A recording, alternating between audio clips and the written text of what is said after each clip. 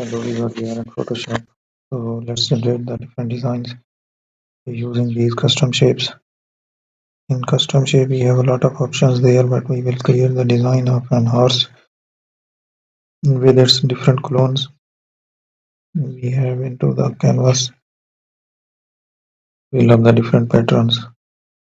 Then I will take the radical within that pattern. Now we will have that one to generate here. So let's go with it. Further, we will generate these designs. And here is the further option.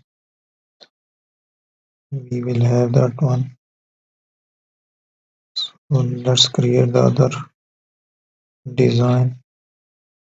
So these are the shape we have generated to show you how you can do this. And for more update, you can subscribe my channel.